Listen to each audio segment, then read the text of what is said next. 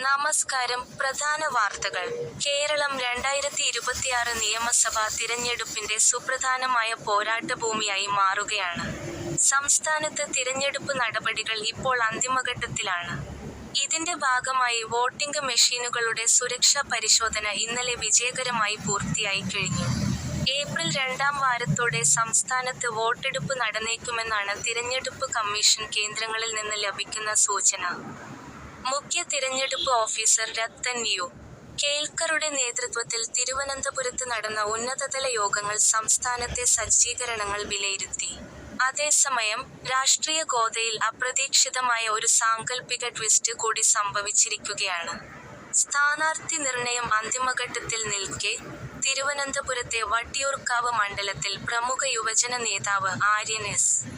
പിള്ള സ്വതന്ത്ര സ്ഥാനാർത്ഥിയായി മത്സരിക്കാൻ തീരുമാനിച്ചിരിക്കുന്നു.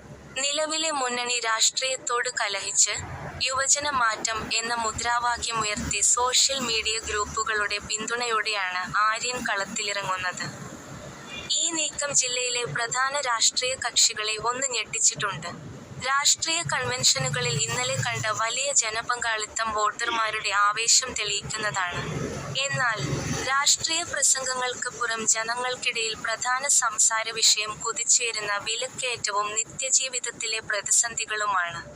ഇതിനിടെ വോട്ടർമാരുടെ ഉള്ളറിയാനായി LDF വീടുവീടാന്തരമുള്ള സന്ദർശനം തുടരുമ്പോൾ, UDFന്റെ പ്രചാരണത്തിന് ആവേശം പകരാൻ രാഹുൽ ഗാന്ധി ഇന്ന് കൊച്ചിയിലെത്തും. കുടിവെള്ളക്ഷാമം പരിഹരിക്കുന്നതുൾപ്പെടെയുള്ള വികസന വാഗ്ദാനങ്ങൾ ഓരോ മുന്നണിയും നിരത്തുന്നുണ്ടെങ്കിലും, സാധാരണക്കാരന്റെ നീറുന്ന പ്രശ്നങ്ങൾക്ക് ആര് പരിഹാരം കാണുമെന്ന ചോദ്യം ഇത്തവണത്തെ ജനവിധിയിൽ അതീവ നിർണായകമാകും.